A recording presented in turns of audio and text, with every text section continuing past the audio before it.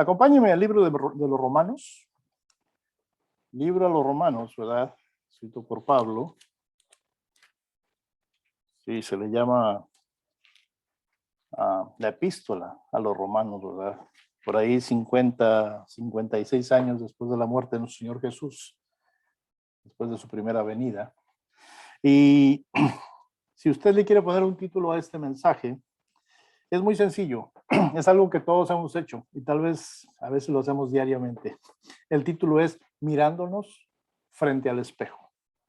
Mirándonos frente al espejo. ¿Y cuál es la razón por la que nos miramos frente a un espejo? Bueno, queremos ver si vamos a salir a la calle, pues salir presentables, de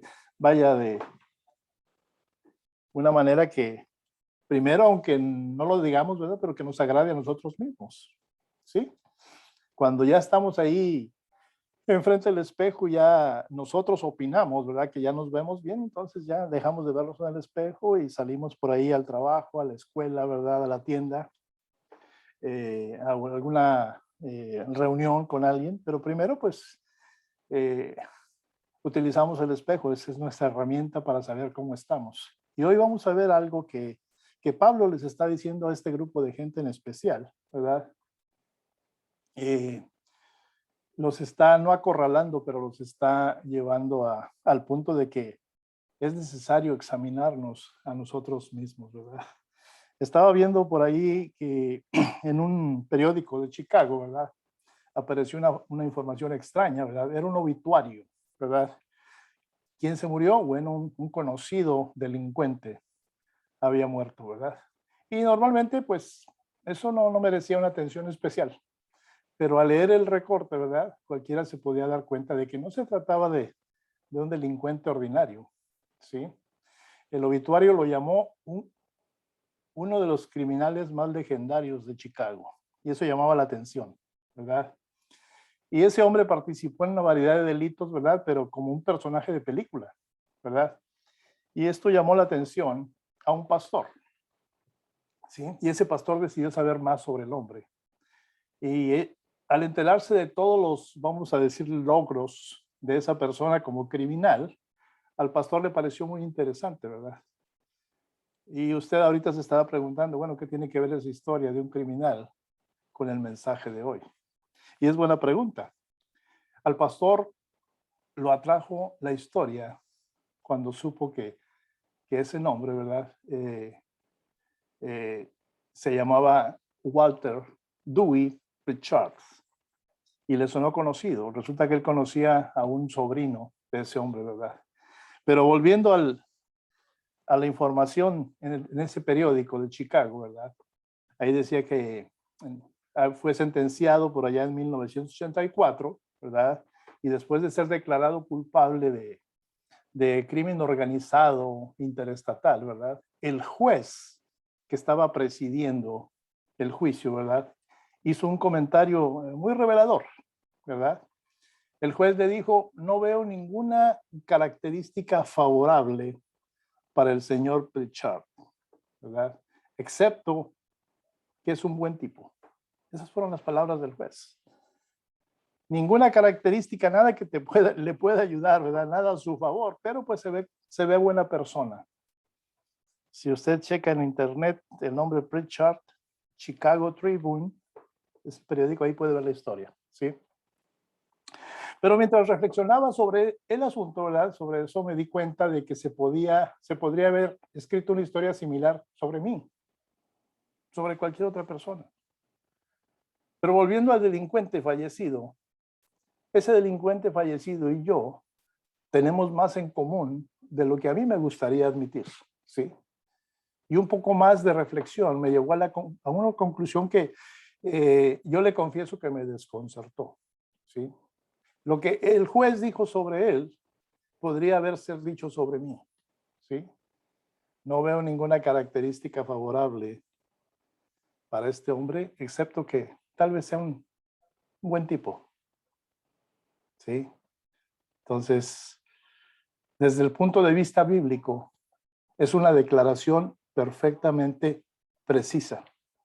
No hay, de acuerdo a la palabra, no hay características redentoras en mí. ¿Sí? Otra historia que estuve leyendo por ahí. ¿Sí? Muy triste. Una mañana como cualquier otra en la ciudad de Washington, la capital, ¿verdad? Una madre de tiempo completo se dedicaba a parentar a sus hijos, ¿verdad? Los vistió a sus 3 hijos, les preparó su desayuno, ¿verdad? Dejó que los niños vieran por ahí la televisión unos momentos, pero ella se puso a fumar crack. Sí, no sé si haya oído usted hablar de esa droga, es un derivado de la cocaína, pero es muy peligrosa, ¿verdad? Pero luego de eso, le quita la vida a 2 de los pequeños, ¿verdad? Y deja inconsciente a la más pequeña. Y al confrontar a la policía tiempo después, ¿verdad? Ya cuando la detuvieron, la mujer no podía explicar lo sucedido, ¿sí? Ella decía que amaba a sus hijos y ella parecía genuinamente desconcertada por ese giro de los acontecimientos. Se le preguntó por qué usted le quitó la vida a sus hijos. Y solo lo que ella dijo fue, no sé, ni siquiera lo había planeado, ¿verdad? Ahora la pregunta aquí es válida. ¿Quién es el último responsable aquí? La mujer, ¿verdad? Por supuesto que lo es. Pero ella no es la única culpable si nos ponemos a analizar, ¿verdad? Podemos preguntarnos, ¿qué del traficante que le vendió las drogas? ¿Qué del hombre que le suministró a ese traficante, ¿verdad? Y el capo, ¿verdad? Que importó el producto. O ese cartel de narcotraficantes. De hecho, también nos podemos preguntar, ¿qué de los policías que por ahí se hicieron de la vista gorda, ¿no? O los campesinos que cultivan la hoja de coca, o los señores químicos que transforman la materia prima en esa forma final y mortal. Pensemos en eso. Entonces, todos podemos creer verdaderamente, ¿verdad? Verdaderamente, que esa madre estaba diciendo la verdad. No tenía la intención de matar a sus hijos. Solo buscaba por ahí un poco de euforia, un subidón eufórico, ¿verdad? Un escape temporal de lo tedioso de la vida, ¿verdad? Pero algo salió por ahí terriblemente mal allá en su cerebro, ¿verdad? Entonces por ahí esos compuestos químicos empezaron a hacer sus travesuras en su cabeza, ¿verdad? Y por ahí saltaron de un circuito a otro y dispararon el cable equivocado, ¿sí? Y convirtieron a una ama de casa, amante de sus hijos, ¿verdad? Una persona normal en un asesino brutal. No debemos olvidar el panorama general, ¿sí? Lo que comienza en una planta de coca en un país lejano pasa por muchas manos antes de que finalmente termine con la muerte de 2 niños, ¿sí? El mal, hermanos, está presente a cada paso del camino. Y ya sea que sea tu camino o el mío, hay mal en ese sendero. Y muchas veces ese mal lo atraemos a nuestra vida o estamos de acuerdo con ese mal que está a los lados del camino y muchas veces lo recogemos. Muchas veces permitimos que ese mal cambie nuestro carácter. De hecho, no hay forma de escapar de ese hecho básico, ¿verdad? La historia de esta señora, ¿verdad? Patricia Kane se llamaba. También se puede ver en los archivos del Washington Post, por si usted lo quiere revisar, ¿verdad? Está triste la historia, ¿verdad? Pero hagamos este asunto un poco más personal, ¿qué le parece? Hay maldad en mi corazón y en tu corazón, ¿sí? Toda religión verdadera comienza con el reconocimiento de esta gran verdad. El mal reside en cada corazón humano. Y al decir en cada corazón humano, estoy incluyendo yo, por ahí incluyo a mi esposa, por ahí incluyo a mis hijos, por ahí incluyo a la humanidad completa. ¿Sí? Nadie está exento. Algunos pueden recibir una mayor parte del mal, otros menos, ¿verdad? Pero la asignación básica está ahí, por ahí escondida en alguna parte. Hermanos, si queremos conocer a Dios personalmente, debemos de entender quiénes somos. Y ese es el mensaje de Pablo, ¿verdad? Aquí en los Romanos. Acompáñeme al versículo 9 del capítulo 3. ¿Sí? Me dice el título de esa porción del capítulo, a partir del versículo 9, dice, no hay justo. Ese es el título. Y empieza con preguntas. Dice Pablo, ¿qué pues? ¿Somos nosotros mejores que ellos? Está hablando de los que sabían la ley, los judíos, los moralistas, todo ese tipo de gente que estaba ahí, ¿verdad? En ese entonces en Roma, ¿verdad? ¿Somos nosotros mejores que ellos? En ninguna manera, dice Pablo, pues ya hemos acusado a judíos y a gentiles que todos están bajo pecado. Como está escrito, no hay justo ni aún uno. Y se refirió a la palabra que hoy la tenemos en el Antiguo Testamento, ¿verdad? En ese entonces él no tenía una Biblia como la suya o como la mía, pero estaba escrito, ¿verdad? Los profetas, los siervos de Dios mencionados en el Antiguo Testamento ya habían escrito, entonces ellos se manejaban con esos rollos, con esos documentos que ellos tenían, y aquí se está respaldando Pablo con algo que ya estaba, ¿verdad? Como está escrito, no hay justo ni aún uno. No hay quien entienda, no hay quien busque a Dios. Todos se desviaron, a una se hicieron inútiles. No hay quien haga lo bueno, no hay ni siquiera uno. Tenemos que mirar muy bien al hombre en ese espejo. ¿Sí? Cuando digo al hombre me refiero a la humanidad completa. Y sí, lo que vemos ahí puede que no nos guste, ¿sí? Pero debemos de mirar de todos modos, ¿verdad? Si no es así, nunca vamos a saber quiénes somos en realidad. Y hasta que nos conozcamos a nosotros mismos, nunca vamos a conocer a Dios, porque Él nunca se revela a sí mismo, excepto a las personas que reconocen su necesidad de Él. Me voy a atrever a repetirlo, ¿sí? Tenemos que conocernos a nosotros mismos. Es la manera de conocer a Dios, ¿sí? Él nunca se revela a sí mismo, ¿verdad? Pero sí se revela a aquellos que reconocen que lo necesitan. ¿Qué dijo Pablo con estas palabras? Recuerde que en los servicios anteriores lo acomodamos todo como si fuese un juicio, ¿verdad? Donde Pablo era el abogado acusador, ¿verdad? Y por ahí usamos terminología que se usa en los juicios, ¿verdad? Por ejemplo, las objeciones y todo ese tipo de cosas. Aquí Pablo está diciendo esa palabra que le corresponde a un juez. Culpable. Culpable. Y es por eso que, por lo que Pablo comienza su carta a los romanos, ¿verdad? Con esa larga discusión sobre la doctrina del pecado humano.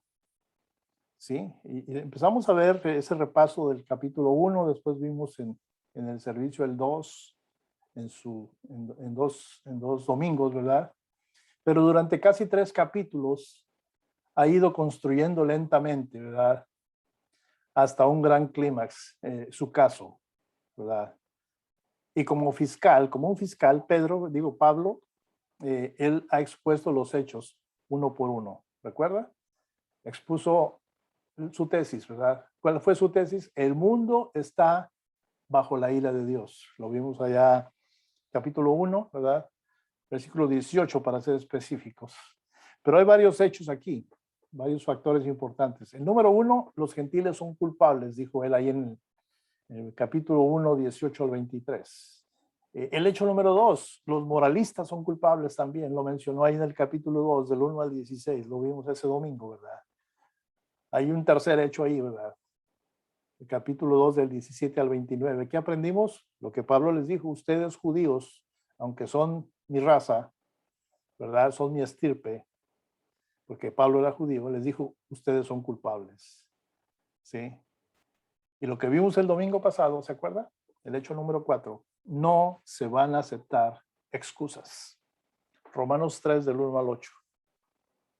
Un pasaje difícil de aprenderlo, de entenderlo, ¿verdad? Pero ha llegado aquí ahora el momento del argumento final y luego el caso pasa al jurado, ¿verdad? Mientras Pablo se pone de pie para hablar, echa un vistazo por allá a sus notas, ¿verdad? Hace una pequeña pausa por un momento, ¿verdad? Y comienza a hablar. Primero repite, ¿verdad? El cargo básico. Y el cargo básico lo acabamos de leer. Capítulo 3, versículo 9. ¿Qué pues? ¿Somos nosotros mejores que ellos? En ninguna manera, pues ya hemos acusado a judíos y a gentiles que todos están bajo pecado. El cargo básico. Pero luego inmediatamente él ofrece la prueba final. Versículo 10 hasta el 18, ¿verdad? Ya leímos el 10, ¿verdad? Como está escrito, no hay justo ni aún uno, no hay quien entienda, no hay quien busque a Dios, todos se desviaron, a una se hicieron inútiles, no hay quien haga lo bueno, no hay ni siquiera uno. El 13 dice, sepulcro abierto es su garganta, con su lengua engañan, veneno de áspides hay debajo de sus labios, su boca está llena de maldición y de amargura, sus pies se apresuran para derramar sangre. Quebranto y desventura hay en sus caminos, y no conocieron caminos de paz. No hay temor de Dios delante de sus ojos. No hay temor de Dios delante de sus ojos. ¿Sí? Y entonces por ahí llega el veredicto que es ineludible. Versículos 19 y 20, ¿verdad? Del capítulo 3. Pero sabemos que todo lo que la ley dice, lo dice a los que están bajo la ley, para que toda boca se cierre y todo el mundo quede bajo el juicio de Dios, ya que por las obras de la ley ningún ser humano será justificado delante de él, porque por medio de la ley es el conocimiento del pecado. Conceptos que ya Pablo había expuesto allá a los judíos, ¿verdad? Entonces, hablamos de un cargo básico, hablamos de la prueba final y hablamos de ese veredicto que es ineludible. Si usted está tomando notas por ahí, el número 1, ¿verdad? El cargo básico. Número 1, el cargo básico, ¿verdad? Aquí Pablo está presentando el cargo de esta manera. Está diciendo que, pues, concluiremos. ¿En qué vamos a finalizar? ¿Sí? ¿Somos mejores? No, para nada, dice él. Ya hemos hecho la acusación de que tanto judíos como gentiles están bajo pecado. Y él se hace otra pregunta por ahí, ¿no? ¿Quién tiene ventaja a los ojos de Dios? O preguntándolo de otra manera, ¿reciben los judíos una dispensa especial del Todopoderoso? ¿Somos nosotros? ¿Son ellos? ¿Es algún otro grupo? Y déjeme darle una corta respuesta. Y él la dice ahí, nadie está mejor que el otro. Ante Dios, hermanos, todos somos pecadores. ¿Sí? Pero no lo tome tan a pecho. Tómelo seriamente, ¿verdad? Porque está en la palabra, ¿verdad? Pero hay esperanza. Esa es parte de las noticias que el Señor tiene para nosotros, ¿verdad? Aunque la palabra indica que a los ojos de Dios todos somos pecadores, el Señor tiene una respuesta para nosotros, ¿sí? Pero volviendo con Pablo, ¿verdad? Aquí él nos está enseñando básicamente que el pecado es universal. La universalidad del pecado, ¿verdad? Pecado ha infectado todas las partes de la raza humana. Ningún grupo está exento, ¿sí? Dice Pablo, los judíos son culpables, los gentiles son culpables, el hombre moral, el que dice que yo soy bueno, no le hago mal a nadie, él es culpable también. El religioso es culpable también. Pero para hacerlo un poco más personal, el rico es culpable, pero también el pobre. Algunos de ustedes conocen la iglesia Calvary Church. La iglesia Calvary Church es culpable. Y también el ministerio del Puente, ¿sí? Los hombres son culpables, al igual que las mujeres. No importa cómo se divida la raza humana, ante Dios todos somos culpables, ¿sí? El imperio del pecado, hermanos. No sé si usted lo ha oído con ese nombre, ¿verdad? Pero la frase clave es bajo pecado, ¿sí? Dice la palabra bajo pecado. Todos están bajo pecado. Es un término militar que significa estar bajo la autoridad de otra persona, ¿sí? Se usó para los soldados que estaban bajo la autoridad, ¿verdad? De algún oficial al mando, ¿verdad? ¿Y qué significa? Significa estar bajo el control de otra persona o de algo más. Y aquí Pablo lo pone así, están bajo pecado, están dominados por el pecado, están controlados por el pecado. Y en ese caso, ¿verdad? Significa que la raza humana está bajo el dominio del pecado. Y todos somos parte de ese imperio del pecado, ¿verdad? El hombre, hermanos, fuera de Cristo, está bajo el control del pecado y no puede escapar de él, ¿verdad? Y ese es nuestro problema número uno, ¿verdad? El pecado es nuestro problema. No es un síntoma, es la enfermedad en sí. Y cualquier solución a ese predicamento humano que no se ocupe de la cuestión del pecado es como ponerle por ahí un curita a un cáncer, ¿sí? Una bandita de esas, cuando uno se corta, una cortadita, ¿verdad? Es como ponerle eso a un cáncer, ¿verdad? Si pretendemos ponerle una solución a este predicamento, ¿verdad? Si esta no se ocupa de la cuestión del pecado, es simplemente una curadita ahí superficial. Entonces, ese, hermanos, es el cargo. Número 2, la prueba, ¿sí? Y Pablo está ofreciendo su prueba final después de todo lo del capítulo 1 y capítulo 2 y parte del capítulo 3. La prueba. Entonces, en esos siguientes versículos, ¿verdad? Pablo presenta un cuadro, no sé cómo le parezca a usted, pero a mí me parece un cuadro espantoso de la raza humana, ¿sí? Y lo hace uniendo varios pasajes del Antiguo Testamento, ¿verdad? Porque recuerdan que dice, escrito está en el versículo 10, ¿sí? Y todos esos tomados en conjunto establecen su punto, ¿verdad? Más allá de toda disputa. Las escrituras se apilan, ¿verdad? Sobre las demás escrituras, ¿verdad? Para ofrecer un efecto de acumulación, ¿verdad? La Biblia dice aquí, la Biblia dice allá, como está escrito, etcétera, etcétera, ¿verdad? Pero finalmente, el punto llega hasta el corazón humano, por más duro que este sea, ¿sí? El pecado no solamente ha afectado a todas las personas, ha afectado a cada parte de cada persona, ¿sí? ¿Alguna vez usted ha dicho, oh, no soy tan malo, ¿verdad? De hecho, me considero una persona bastante buena, pero vamos a leer esos versículos y veamos si es así como en realidad somos o nos sentimos, ¿verdad? Y en ese punto 2, si usted quiere, en la prueba que estamos hablando, ¿verdad? Si usted puede ponerle ahí otro número 1 o una A, ¿verdad? Punto A. Déjeme decirle que el punto A acerca de la prueba, ¿verdad? Es el pecado está en nuestro carácter, ¿sí? ¿Qué dice el versículo 10? Como está escrito, no hay justo ni aún uno. Y aquí, hermanos, está la evaluación de Dios mientras nos mira desde el cielo, ¿verdad? Él no alcanza a ver a una sola persona justa, ni siquiera una. Usted se preguntará, pero ¿cómo puede ser esto?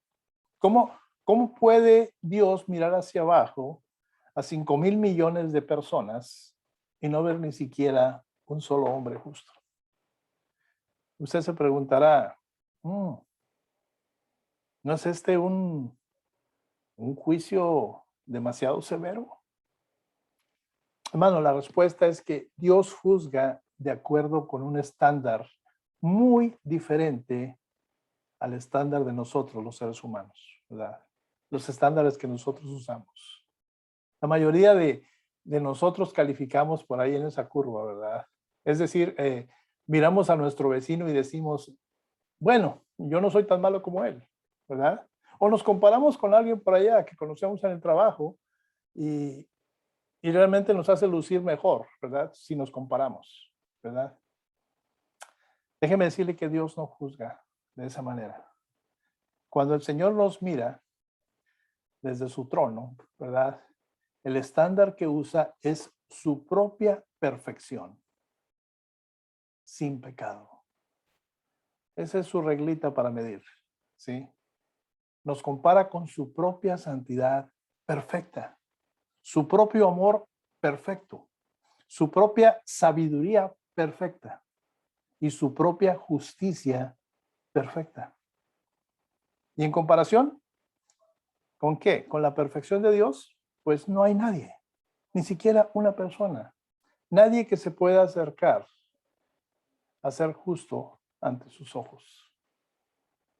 Y nos preguntamos entonces, ¿dónde vamos a encontrar un hombre justo en la tierra, verdad? En Brasil, en Camboya, en Japón, en Malasia, en Turquía, en Israel, en el continente americano. No. ¿Encontrarás a un hombre justo ahí en el Congreso de los Estados Unidos? La semana pasada hablamos de ellos, ¿verdad? Alguien diría, estás bromeando de seguro, ¿no? ¿Y qué tal Hollywood? Alguien diría por ahí también, no, olvídalo. Ni uno solo.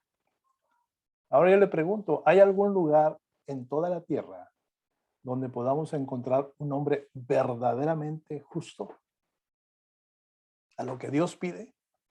La respuesta es no. Porque desde el punto de vista de Dios, dice la palabra, no hay una sola persona justa en toda la raza humana. Y si quiere por ahí ponerle un puntito B a esa segunda porción que estamos viendo, ¿verdad? El pecado que habita en nuestra mente. El pecado que habita en nuestra mente. Y ese es el versículo 11. No hay quien entienda. El entendimiento se supone que lo tenemos en la cabeza, ¿verdad? En el cerebro.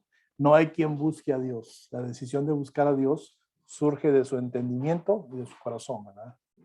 Entonces, ese punto B, ¿verdad? El pecado habita en nuestra mente. No hay quien entienda, no hay quien busque a Dios. Y aquí está la verdad última, ¿verdad? Sobre nuestra verdadera condición. No solamente somos pecadores por naturaleza, sino que no hay nadie entre nosotros que realmente busque a Dios. No entendemos la verdad sobre Dios. No buscamos a Dios por nuestra propia cuenta. ¿Sí? Recuerda el título de este mensaje, no se le olvide. ¿Sí? Mirándonos al espejo. Y es lo que estamos haciendo, no se sienta mal. Cuando yo menciono algo, también lo estoy mencionando sobre mi propia vida, ¿verdad? Reconociendo el pecado que por naturaleza está en nosotros. Y la Biblia respalda ese enunciado. ¿Sí? No hay quien busque a Dios. La palabra para buscar significa, la que está usando aquí, ¿verdad? En el versículo 11, en el griego, significa, sí, buscar, pero hay varias palabras para buscar en el griego, pero esta que utilizó Pablo aquí indica que es una búsqueda, pero con determinación. Sí, para explicárselo un poquito mejor. Y si bien hay muchos que afirman buscar a Dios, ¿verdad? Si usted le pregunta a alguien, ¿no estás congregando, te estás buscando a Dios? Dicen que sí, ¿verdad? Realmente, en muchas ocasiones, ¿sí? No lo estamos haciendo con determinación, con una determinación incondicional, ¿sí? Hay muchas personas, incluso muchos cristianos, dudan de que esto sea cierto, ¿verdad? Pero en secreto, como decía el canto, ¿verdad? Allá donde nadie me ve, ¿verdad? Pensamos que millones de personas buscan a Dios de la mejor manera posible y lo queremos aceptar así. Pero aquí Pablo me está diciendo que no es cierto. El hombre abandonado a sí mismo no busca a Dios. Siempre se va a volver hacia la idolatría, ¿sí? Y no solamente me refiero a ídolos físicos que puede encontrar usted en alguna iglesia, sino a esos ídolos que hemos creado en nuestras vidas, como nuestra cuenta de cheques, nuestro auto, tal vez nuestro hijo sea un ídolo para nosotros, nuestra esposa sea un ídolo, nuestra casa sea un ídolo. A eso me refiero, ¿verdad? Siempre tendemos a volver hacia la idolatría, a poner cosas antes que a Dios. Pero para poner las cosas en una perspectiva más amplia, si alguien realmente busca a Dios, va a ser solo porque el Espíritu Santo está obrando en su corazón. Sin ese cortejo interior, ¿verdad? Del Espíritu, nadie vendría a Cristo. Nadie vendría a Cristo, ¿sí? Y esto, hermanos, nos ayuda a explicar por qué el mundo está como está. El político que está confundido acerca de Dios, ¿verdad? Finalmente estará confundido acerca del mundo que Dios ha creado, ¿verdad? Y debido a que está confundido acerca de lo que Dios creó, las soluciones que ese político va a proponer siempre van a ser menos que ideales, ¿sí? Y debido a que sus soluciones se basan en una visión defectuosa que esa persona tiene del mundo, va a fracasar una y otra vez, ¿sí? Si usted quiere anotarlo, anótelo. Una visión distorsionada de Dios conduce a una visión distorsionada del mundo. Y eso nos conduce a un pensamiento distorsionado que nos produce ideas equivocadas, soluciones vacías y malas decisiones. ¿Sí? ¿Tienes tú una visión distorsionada de Dios? Eso te va a conducir a una visión distorsionada del mundo, de su creación. Y eso te va a conducir a un pensamiento chueco, distorsionado, ¿verdad? Que te va a producir ideas equivocadas, soluciones sin fondo, ¿verdad? Vacías y por ende malas decisiones. Pero ¿qué dijimos al principio? Todo comienza en la mente. Porque Pablo dice, no hay quien entienda. El punto C de esta segunda sección, ¿verdad? El versículo 12 me dice, pecado, hay pecado en nuestro corazón. Hay pecado en nuestro corazón. Versículo 12 del capítulo 3. Todos se desviaron, a una se hicieron inútiles. No hay quien haga lo bueno, no hay ni siquiera uno. Cuando Pablo habla acerca de hacernos inútiles, está hablando de que no somos buenos para que Dios se regocije, se halague de nosotros, ¿verdad? Somos inútiles en ese renglón por el pecado que hay en nuestras vidas, ¿verdad? Todos se han apartado, dice Pablo, ¿verdad? Todos se desviaron, aún se han vuelto inútiles, no hay quien haga el bien, ni siquiera uno. Y lo que comienza en el carácter, hermanos, ahí en ese carácter, el suyo y el mío, va a la mente. ¿Y dónde termina? Termina en el corazón. Toda la raza humana se ha apartado de Dios, ¿sí? Hay por ahí una ausencia, pero una ausencia total de esa bondad que debería de caracterizar al ser humano, puesto que somos seres pensantes. El Señor nos dotó de eso, ¿sí? Muchas veces se conducen mejor un grupito de por ahí de chimpancés, ¿verdad? Que entre nosotros mismos. ¿Cuál es el resultado? Es una corrupción total, ¿sí? No sé usted, ¿verdad? Que se ha venido de otro país, pero en mi caso muy especial, yo me vine huyendo de la corrupción. Y el Señor me reveló, ¿verdad? De una forma u otra, aunque yo no lo tomara así en el momento, pero el Señor de alguna forma puso eso en mi corazón. Esto, la corrupción, se va a poner peor. Y eso fue hace 30 años. Desgraciadamente, no puedo hablar por su país, pero puedo hablar del mío. La corrupción está a pedir de boca. No puede usted ir a un lugar sin que alguien quiera hacer algo equivocado para beneficiarse a sus costillas. ¿Sí? Corrupción total. Y seamos honestos, hermanos. Seamos honestos. Recuerden, nos estamos mirando ante un espejo. ¿Sí? Seamos honestos y digamos que incluso mientras aprendemos estas palabras, mientras leemos estas palabras, hay algo en nosotros que se resiste a esta dura conclusión. ¿Verdad que sí? Y ahí el versículo 12, ¿verdad? Pablo nos está diciendo que cuando Dios nos mira desde el cielo, ¿verdad? Ve una raza de personas que son, dice la palabra ahí, inútiles. Pero es en lo que respecta a la redención. No podemos ayudarnos a nosotros mismos para la redención. Somos como, ¿qué ejemplo le doy? Por decir así, como una canasta, ¿verdad? Llena de frutas, ¿verdad? Que alguien por ahí la dejó en el sol y se le olvidó. Y poco a poco esas frutas, por el calor del sol, se ha ido pudriendo, ¿verdad? Cada fruta, una por una. Primero las de arriba y luego las de abajo. Todos hemos salido mal a los ojos de Dios. Y en cuanto a hacer el bien, tristemente le digo, no hay nadie. En cuanto a las malas acciones, también tristemente le digo, todos nosotros. Y esta es la acusación más condenatoria de todas que hace Pablo a ese grupo de gente, ¿verdad? Como un eje que por ahí se desalinea, ¿verdad? En su carro usted lo siente inmediatamente, ¿verdad? Así el hombre tiene una tendencia, ya lo dijimos, natural o innata, ¿verdad? A apartarse deliberadamente del camino que Dios ha puesto delante de cada uno de nosotros. Recuerde, el Señor tiene un propósito para cada uno de nosotros. Yo conozco mucha gente que han buscado apartarse de ese propósito y los resultados no han sido muy buenos, ¿sí? Porque se ha hecho deliberadamente ese apartarse. Todos nosotros, dice la palabra, ¿verdad? Como ovejas, dice ahí también, nos hemos descarriado. Cada uno se ha convertido en su propio camino, dice ahí la palabra. ¿Cuál es el resultado? Nadie está en el camino correcto, nadie hace el bien, todo el mundo hace el mal. Pero hay esperanza, hermano, como le dije al principio, por ahí podemos hablar de ese horizonte, ¿verdad? Y para eso es importante que comprendamos, ¿verdad? Esa perspectiva que tiene Pablo al decir esas cosas, ¿verdad? Podríamos preguntar, bueno, ¿acaso le está sugiriendo que no hay absolutamente nadie que haga el bien en ningún sentido? No está diciendo eso, ¿verdad?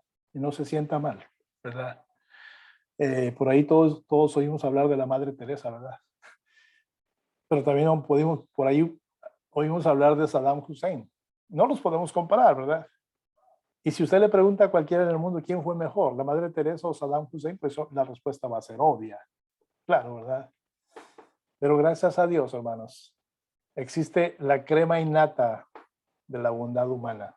Hay gente que se dedica a hacer el bien, ¿sí? Y eso no los convierte superiores, ¿verdad? Pero están haciendo algo deliberado, algo que decidieron hacerlo. Así como muchos deliberadamente nos apartamos de nuestro propósito en esta tierra, hay otra gente que hace todo lo contrario, ¿verdad? Igual deliberadamente lo hacen, pero para agradar a Dios, ¿verdad? A eso yo les llamo la crema y la nata de la bondad humana. Sí. Claro, por ahí hay algunas personas que son increíblemente malvadas, sí. Pero por ahí hay otras que son casi santas, podríamos decir, ¿verdad? No podemos negar, o no tendría sentido negar esa verdad, ¿verdad?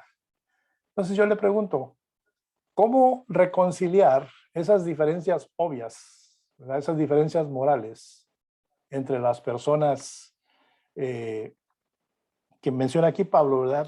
Esas conclusiones del versículo 12, ¿verdad? Donde dice, todos se desviaron, a una se hicieron inútiles, no hay quien haga lo bueno, no hay ni siquiera uno.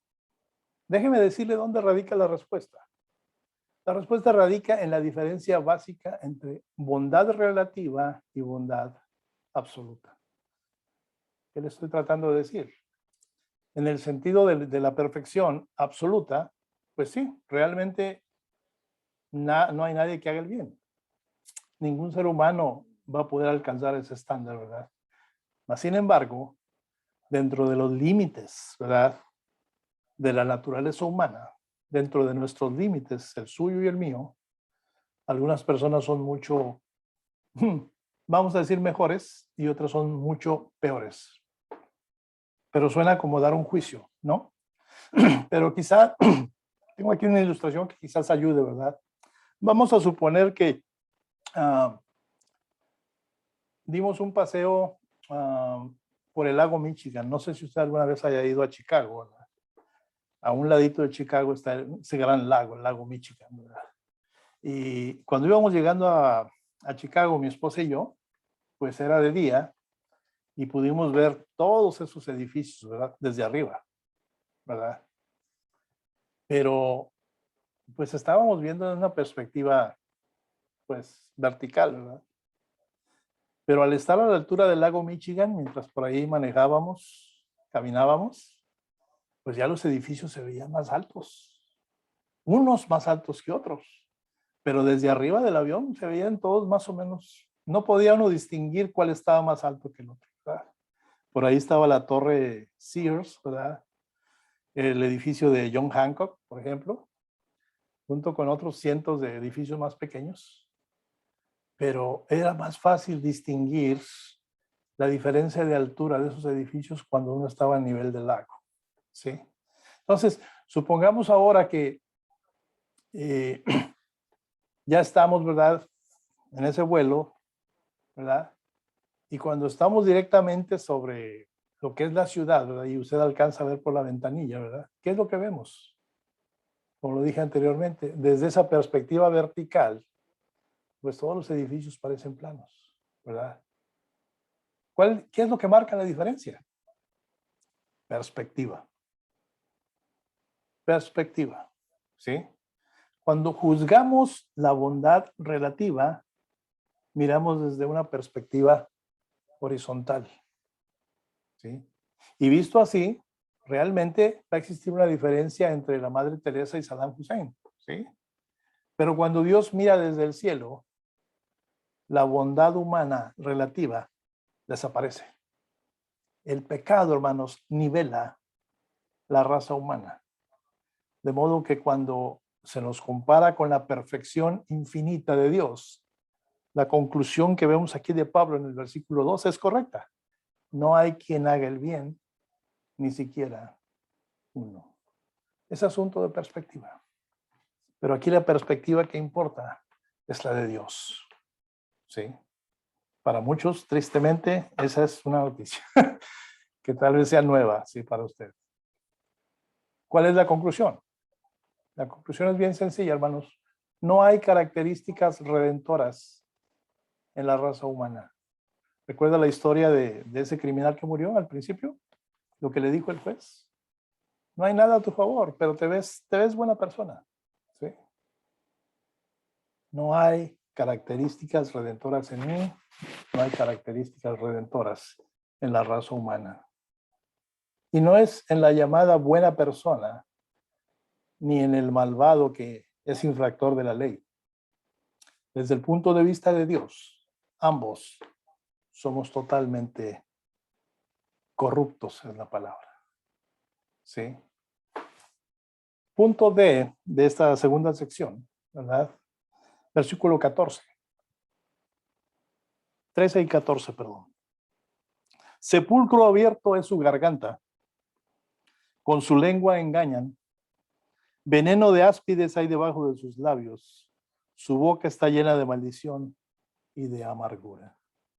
Ese punto D, yo lo titulé pecado en nuestros labios. ¿Sí?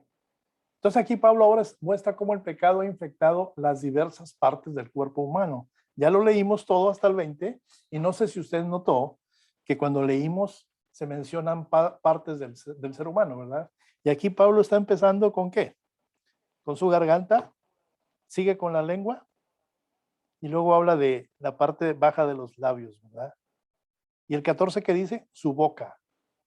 Está empezando a mencionar las diversas partes del cuerpo humano, porque el pecado ha infectado también esas partes, ¿verdad?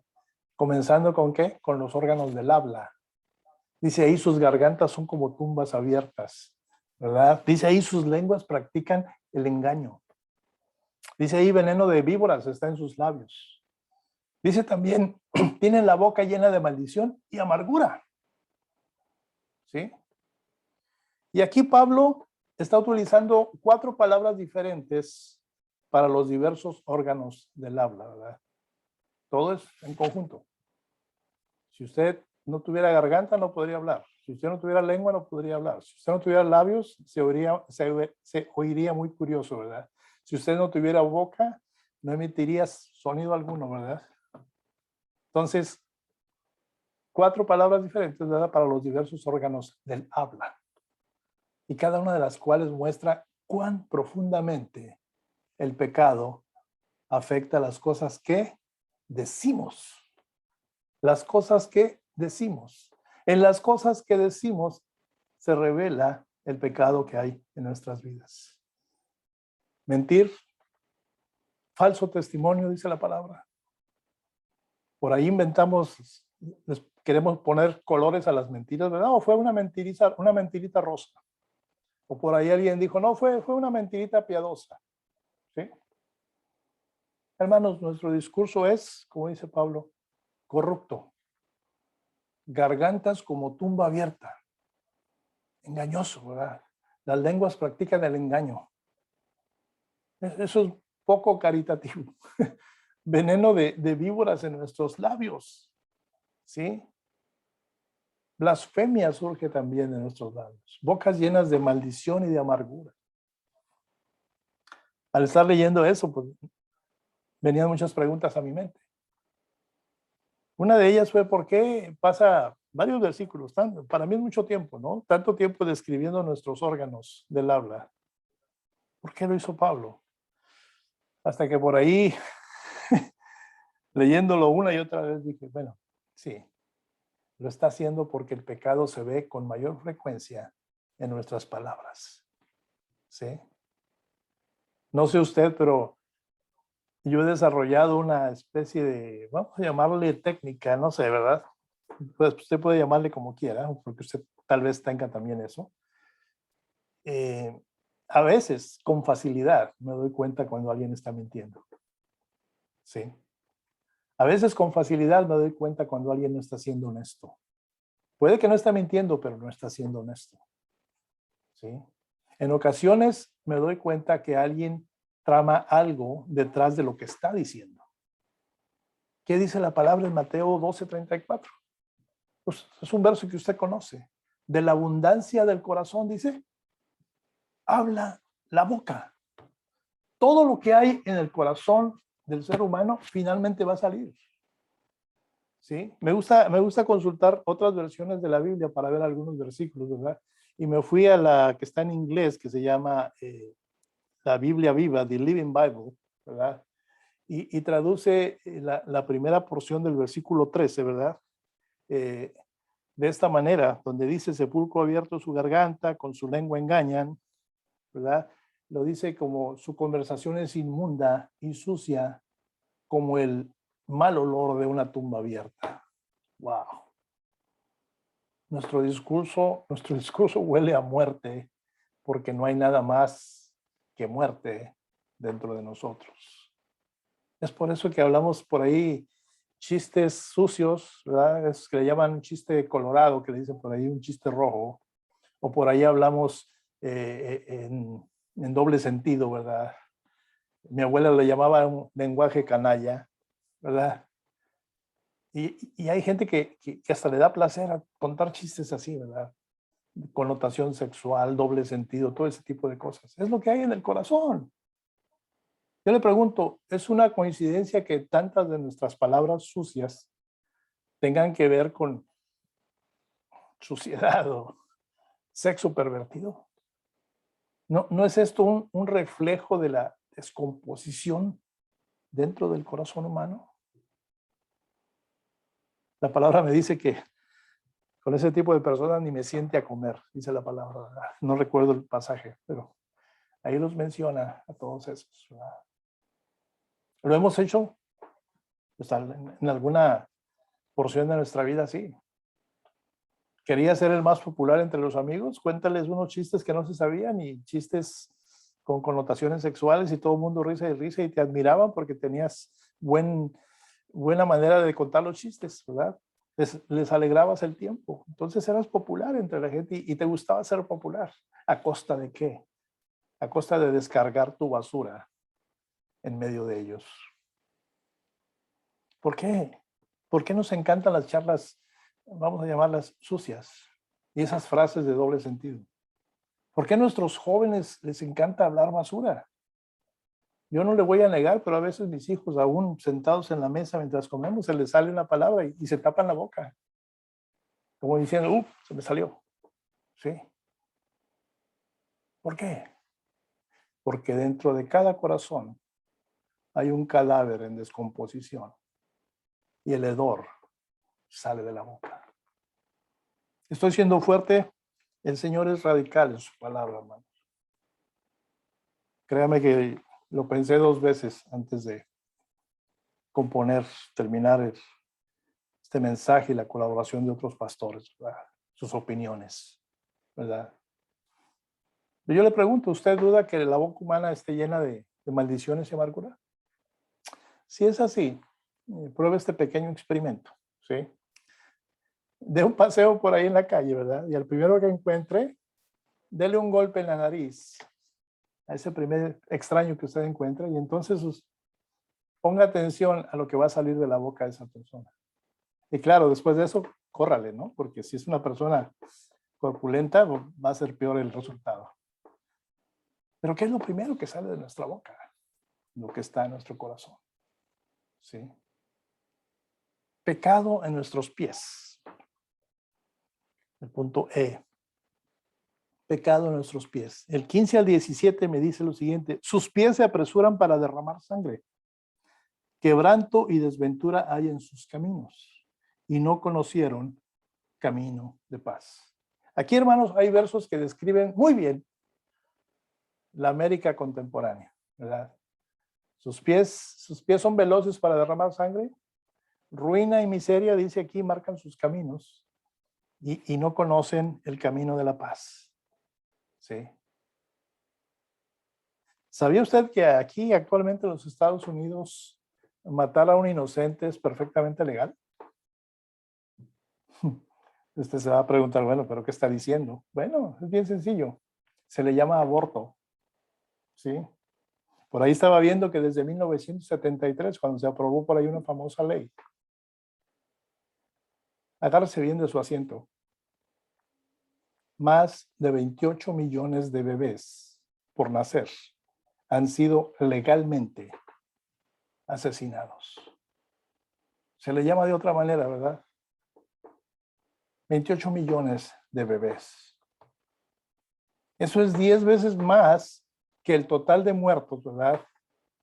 En todas las guerras, en toda la historia de los Estados Unidos, ¿sí? Desde aquella guerra entre el norte y el sur, hasta la guerra de donde estuvo involucrado Saddam Hussein, la tormenta del desierto que le llamaron. Eso sin contar en Afganistán. ¿Sí? 28 millones de bebés desde 1973. Asesinato legal. Aborto. ¿A dónde hemos llegado? ¿Sí? Hoy somos rápidos, ¿verdad? Para encontrar nuevas formas de matar. Ahora están hablando de una famosa pastilla, es la RU486. Sí, es una píldora para abortar, pero es de uso personal, como si usted comprara una aspirina en la tienda. Usted es una chica que por ahí tiene miedo de que sus papás se enteren, va y compra esa pastillita, se la toma y wow. Se está escuchando la extracción de esos bebés que médicamente y legalmente se practica un aborto porque ya el médico comprobó que el bebé viene con anomalía cerebral, ¿verdad? Se le pide a los papás, mira, el bebé va a sufrir toda su vida, no va a vivir mucho tiempo, etcétera, etcétera. Y ahorita estás a tiempo, ¿verdad? Y por ahí le envuelven a la futura madre y la madre termina diciendo, sí, mejor que no sufra. Lo abortan, ¿verdad? Pero como el resto de ese organismo está perfecto, vamos a llamarle así, están extrayendo esos órganos de esos bebés para otros fines. ¿Sí? En California hubo una propuesta legal para legalizar el asesinato, ¿verdad? Por piedad. Yo le llamo así, ¿verdad? Pero no es otra cosa de que personas que ya están desahuciadas, ¿verdad? Que por ahí ellos dejaron escrito, ¿verdad? Dicho que si el gobierno lo permitía, que los desconectaran o que les inyectaran algo para que murieran. Es una petición de los políticos, ¿verdad? Hermanos, en estos días, matar por placer o por beneficio se está convirtiendo en una rutina, ¿sí?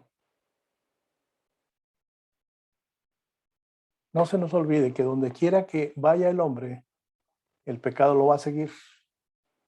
Y cuando el pecado lo sigue, va a haber muerte, va a haber destrucción de todo tipo, ¿sí? Y el pecado va a seguir sus pasos en la noche y en el día.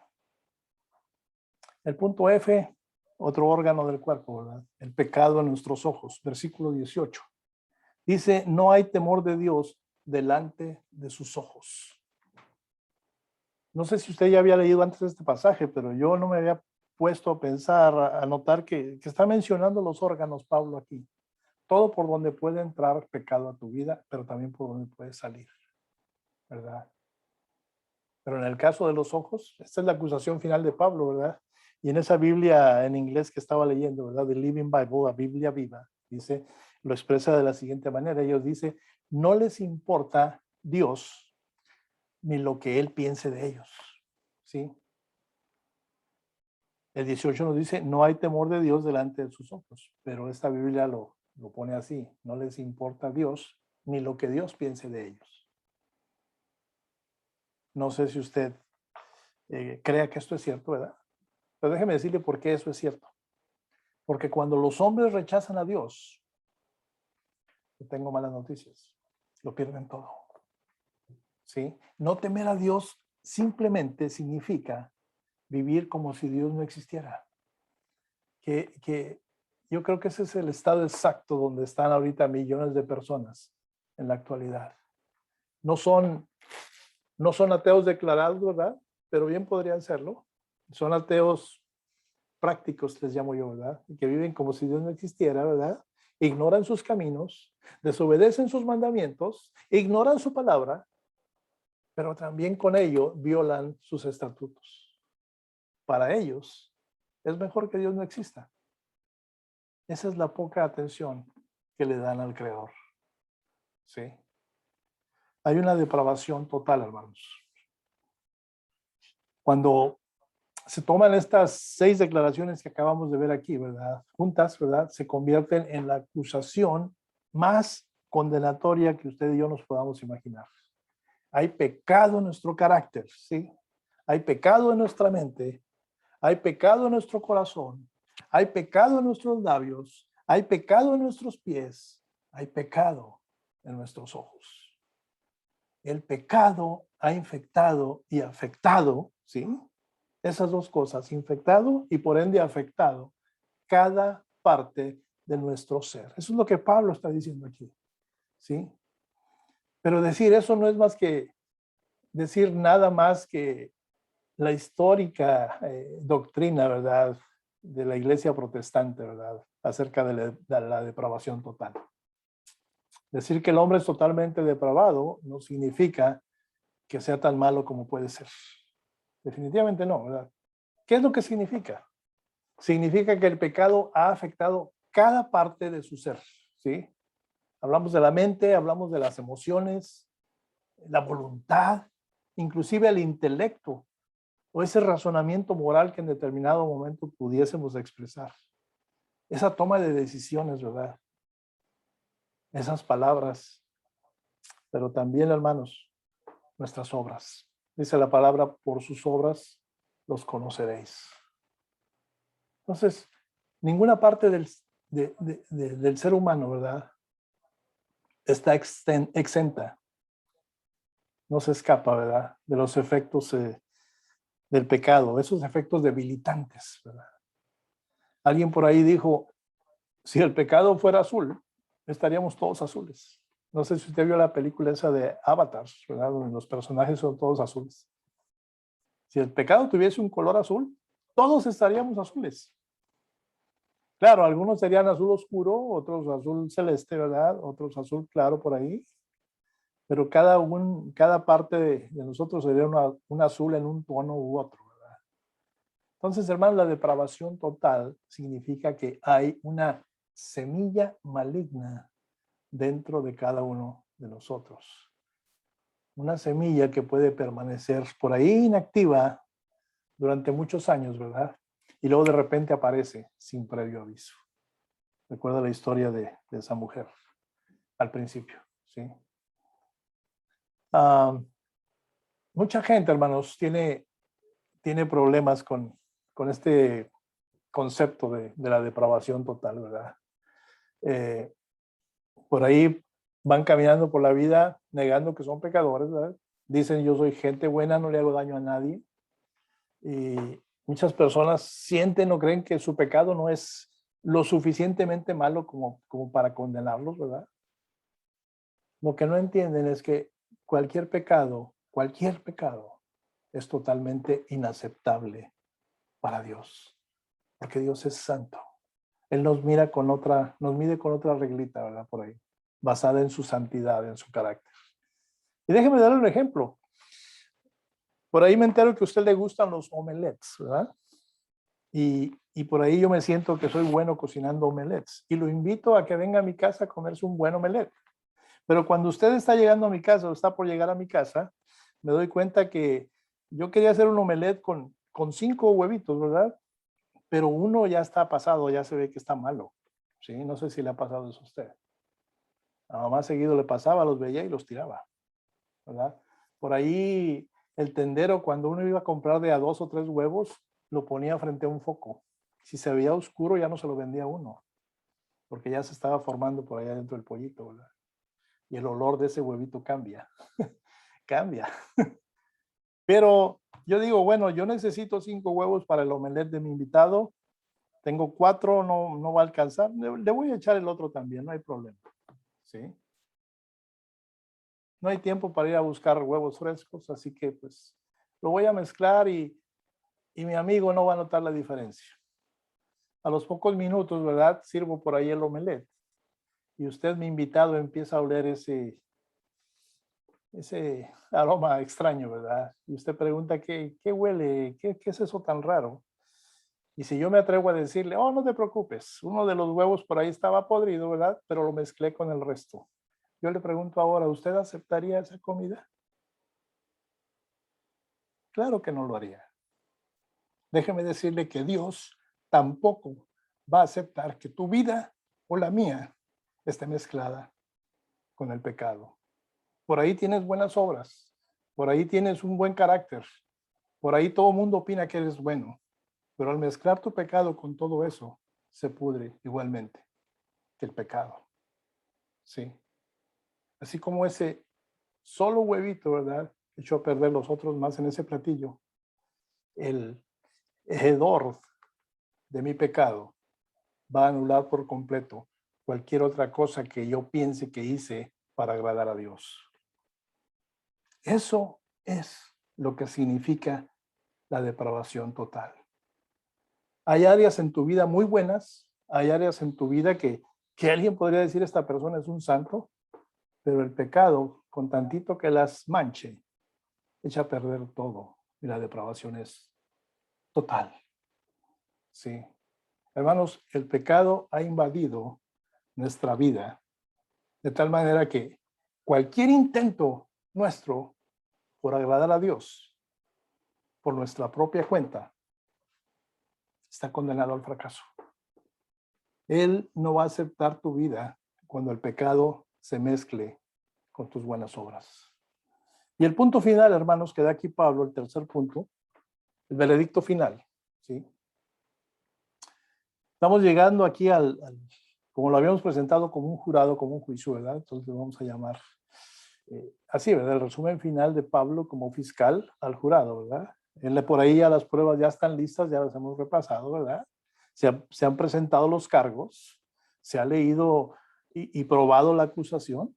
Ahora llega la conclusión, ¿verdad? ¿Y qué dice Pablo? Dice, ahora sabemos que todo lo que dice la ley se lo dice a los que están bajo la ley, para que toda boca sea silenciada, dice, en el mundo entero, y rindamos cuentas a Dios. Por tanto, dice, nadie será declarado justo delante de los ojos, ¿verdad? De Dios, ¿verdad? Simplemente por observar la ley. Más bien, dice Pablo, a través de la ley nos volvemos conscientes del pecado, ¿sí? Porque hay un anuncio de velocidad máxima de 55, usted sabe que acaba de infringir la ley porque está viendo su tablero y ve que usted va a 65. Porque eso está ahí puesto, la ley, usted sabe que la ha infringido por lo que está enfrente de usted. ¿Sí? A través de la ley nos volvemos conscientes del pecado. Y esos versículos, 19 y 20, ¿verdad?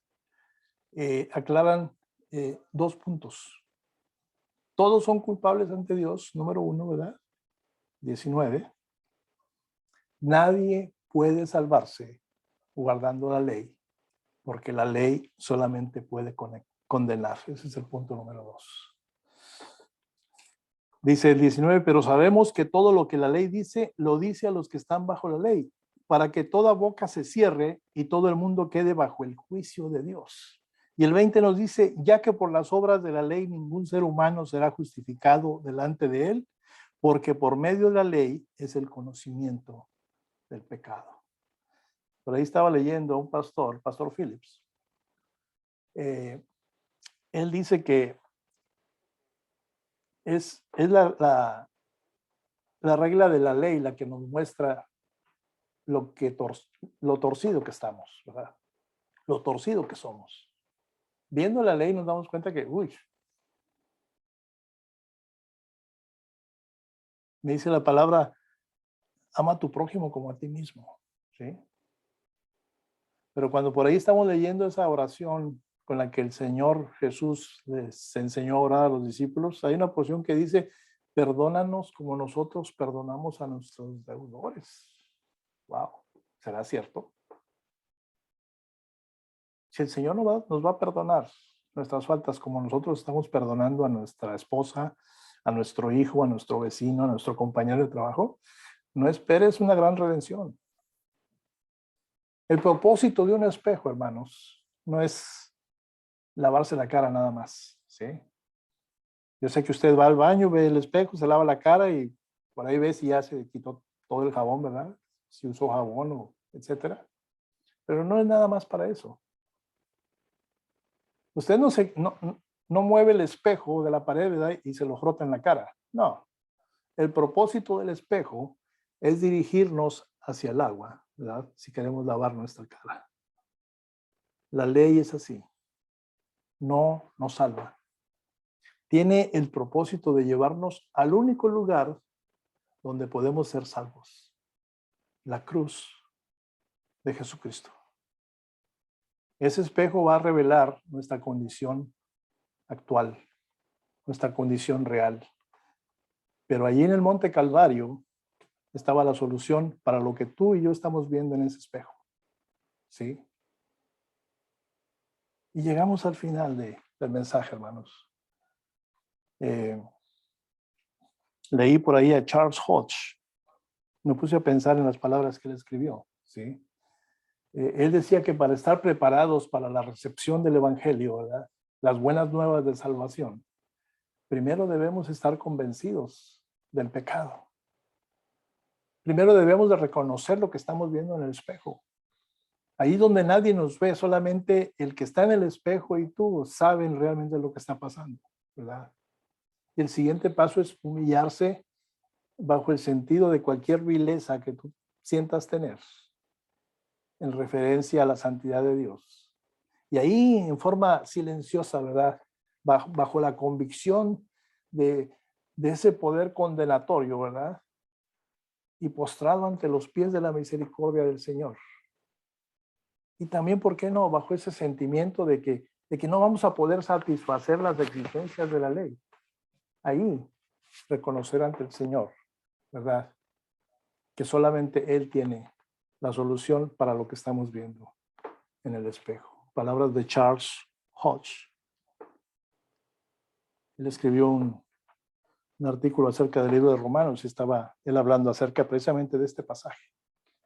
No hay justo ni a uno, no. El espejo me lo dice, ¿sí? Y las palabras de este pasaje, hermanos, se aplican a nosotros. ¿Lo admitamos o no? ¿Sí? Yo sé que es un mensaje difícil.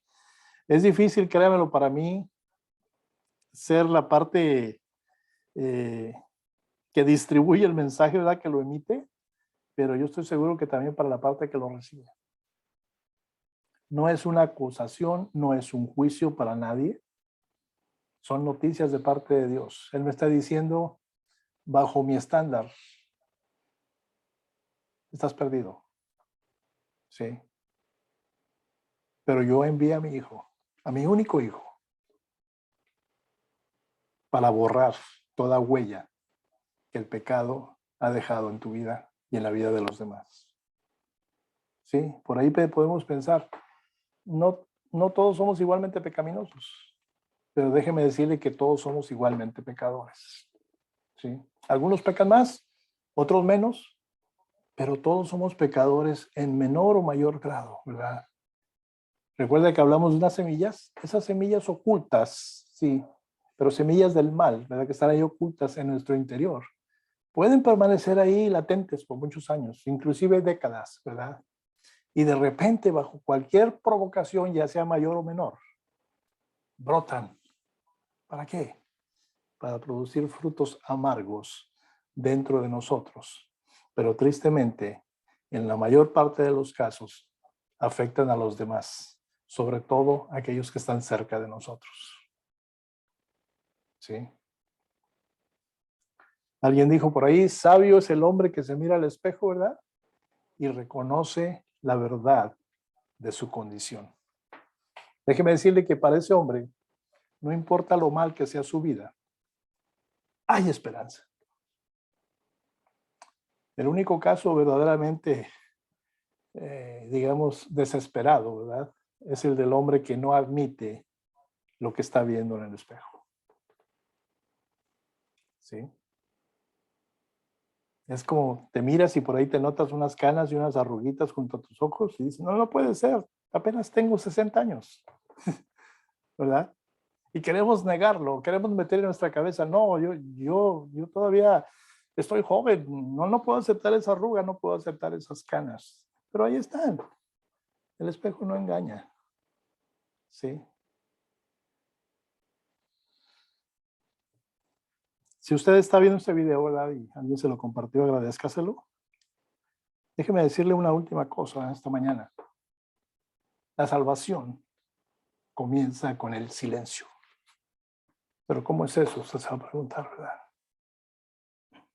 Muy sencillo. Muchos de nosotros queremos discutir con el hombre que está ahí en el espejo. No nos gusta la verdad sobre lo que vemos, sobre quiénes somos, ¿verdad? Pero ¿sabe qué? El silencio es el comienzo de la salvación. El diseño de Dios al mostrarnos nuestro pecado es para que nos callemos el tiempo suficiente para escuchar lo que Él tiene que decir. Él tiene mucho que decir, ¿sí? Y hoy estamos viendo una noticia más, ¿verdad? Tal vez usted no lo había visto de esta manera, yo no lo había visto de esta manera. Que todo mi cuerpo, ojos, garganta, labios, dice aquí, ¿verdad? Mis pies están cubiertos de pecado. No lo había visto de esa manera, ¿verdad? Pero ese es el diseño de Dios. Que podamos ver a través de su palabra nuestro pecado y optemos por callarnos, por guardar silencio, para escuchar las buenas nuevas que Él tiene para nosotros. Si usted ha discutido con la persona que está en el espejo, pues no está solo. Yo creo que en algún momento todos lo hemos hecho, ¿verdad? Pero también debemos de dejar de discutir con Dios. Yo le pregunto a usted hoy a esta hora, ¿ha dejado usted de discutir con Dios? Porque el día que tú y yo dejemos de discutir con Dios, ese día vamos a poder ser salvos. El infierno va a estar lleno de gente que simplemente no dejaron de hablar. Se creían sabios en su propia opinión, como dice la palabra. Y eso los dejó sordos. Y como no escucharon, nunca escucharon la verdad que ese espejo revelaba, la verdad sobre sí mismos. Y como nunca supieron toda la verdad sobre su verdadera condición, nunca entendieron lo que Dios había hecho para salvarlos. Esa primera venida de nuestro Señor Jesús, ese sacrificio en la cruz, esas últimas palabras de Él, consumado es. ¿Qué quiere decir? Acabo de vencer al pecado en la vida de los seres humanos. ¿Cuál es el siguiente paso? Guarda silencio, escucha Recibe lo que lo que el Señor tiene para ti en su palabra. El Señor me dice, ir por el mundo, predicar el evangelio a toda criatura. Pero también me dice, bautizándolos en el nombre del Padre, del Hijo y del Espíritu Santo, ¿verdad? Se le llama la Gran Comisión.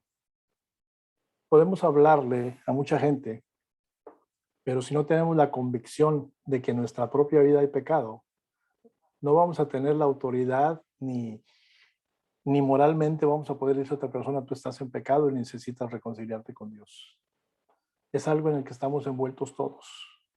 Y solamente su misericordia y su gracia nos va a poder apartar de lo que por naturaleza tenemos. ¿Sí? Una corta oración que tú puedes hacer esta mañana es decirle, Señor, soy pecador. Señor, me he visto al espejo y no he visto esa persona que yo pensé que yo era. Hay pecado en mi vida, se ha reflejado en mi forma de hablar, se ha reflejado en mi forma de actuar. Amo a mi familia, amo a los que me rodean, quiero ser luz para ellos. Reconozco que solamente acercándome a ti, recibiendo tu sacrificio en mi vida, podré ser salvo y podré mostrar esa luz que tú quieres que yo emita. Ven a mi vida, hazme partícipe de tu salvación. En el nombre de Jesús. Si usted puede hacer esa corta oración, considérese salvo, hermano. Sí. Pero si usted ya es salvo y finalmente ha dejado de hablar y ha comenzado a escuchar, sobre todo cuando el Señor le habla a través de su palabra, a través de un sermón, a través de un estudio, a través de otro hermano, a través de sueños, ¿por qué no? ¿Sí? La verdad del evangelio puede llegar a usted.